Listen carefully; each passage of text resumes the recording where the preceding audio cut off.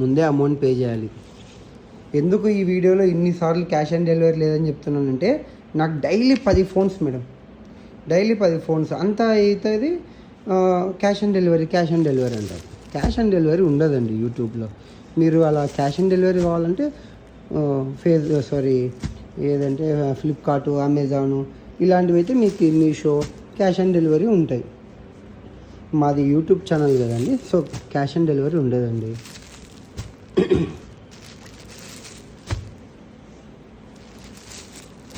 చూడండి overall look